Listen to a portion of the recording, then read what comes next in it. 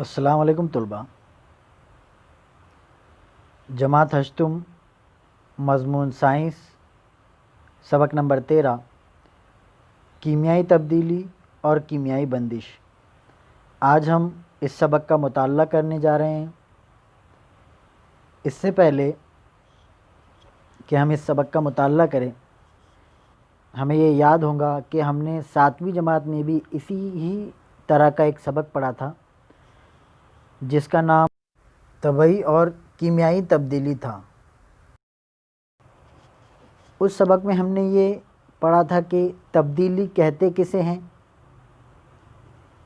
कीमियाई तब्दीली क्या होती है और तबई तब्दीली क्या होती है। तबई तब्दीली यानी ऐसी तब्दीली जो अशिया की ज़ाहिरी खुसूसियात को तब्दील करती है, जैसे कि बर्फ़ का पिघल जाना, कील का टेढ़ा हो जाना,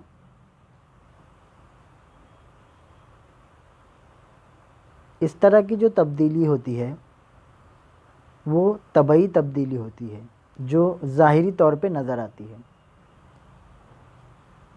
दूसरी तब्दीली होती है कीमियाई तब्दीली, जो आज का हमारा सबक भी है।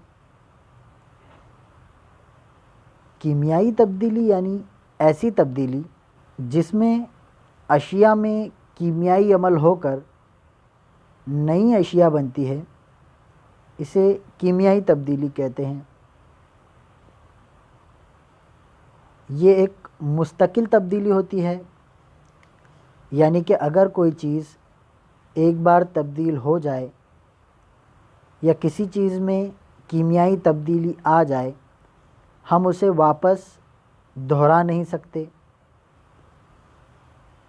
जैसे कि अगर दूध से दही बनता है तो ये एक कीमियाई तब्दीली है। दूध में मौजूद लैक्टोज शक्कर लैक्टिक एसिड में तब्दील हो जाती है, जो कि एक कीमियाई अमल के नतीजे में होता है, लेकिन हम इसे वापस दोहरा नहीं सकते, यानी कि हम उस लैक्टिक एसिड को वापस से लैक्टोज शक्कर में तब्दील नहीं कर सकते। इसलिए दूध का दही बनना ये एक कीमियाई तब्दीली है। कीमियाई तब्दीली को हम 3 तरीके से पहचान सकते हैं। एक तो उसके रंग में तब्दीली आना। उस शय की अगर रंग में तब्दीली आती है तो हम कहेंगे कि वो अशिया उस शय के अंदर कीमियाई तब्दीली हुई है। अगर उस शय में बू आती है या उसकी बू में तब्दीली हो गई है, तब हम कह सकते हैं कि कीमियाई तब्दीली हुई है।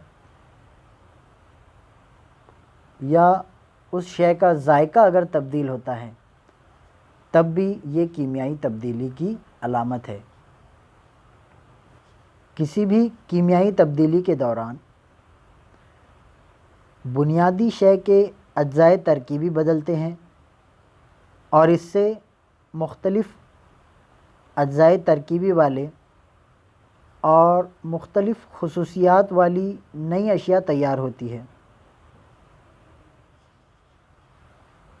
कुछ कीमियाई तब्दीलियों की तस्वीरें आप देख सकते हैं, जैसे कि सब्ज़ियों का, फलों का या ग़िज़ाई अज्जा जैसे कि ब्रेड, अचार वगैरह का ख़राब हो जाना, लोहे की कीलों पर ज़ंग लगना, लकड़ी का जल जाना, केलों का अपना रंग तब्दील करना,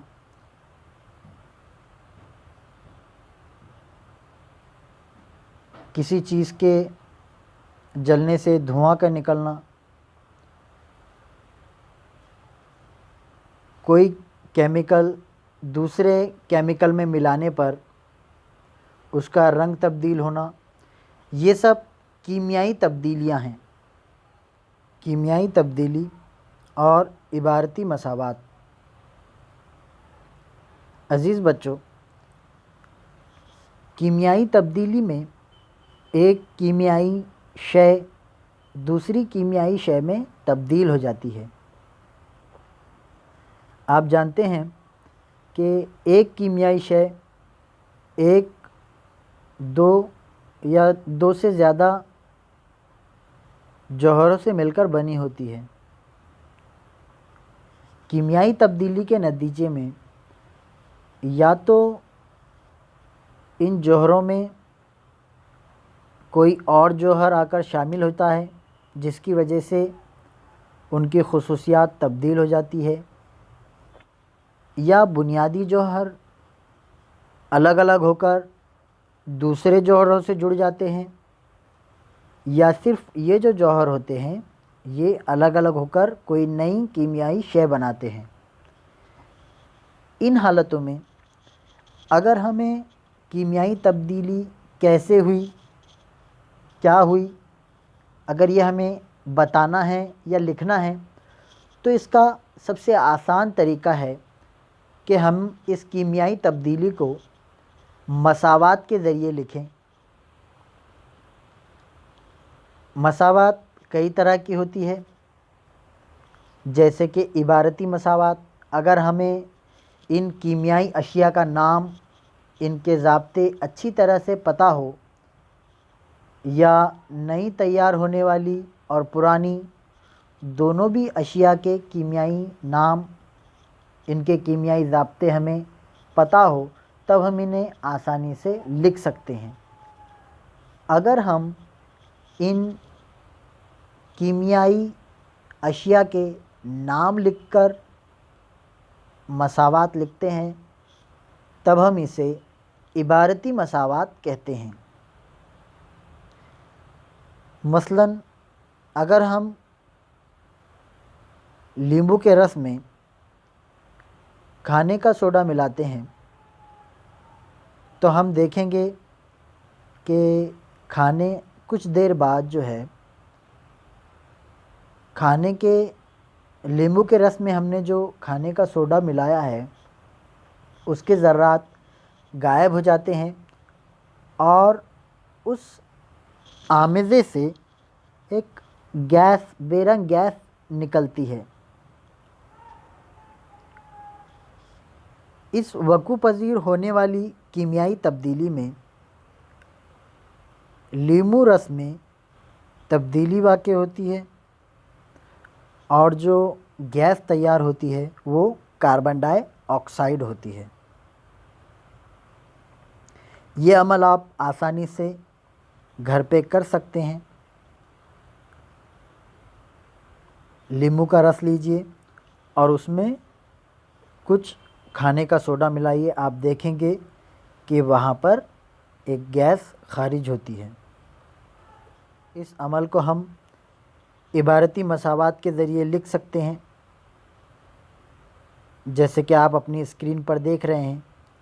साइट्रिक एसिड में, यानी कि नींबू के रस में जो केमिकल होता है उसे हम साइट्रिक एसिड कहते हैं, उसमें अगर हम खाने का सोडा, जिसका कीमियाई नाम सोडियम बाइकार्बोनेट है, अगर ये हम मिलाते हैं तो वो हमें कार्बन डाइऑक्साइड और सोडियम साइट्रेट देता है।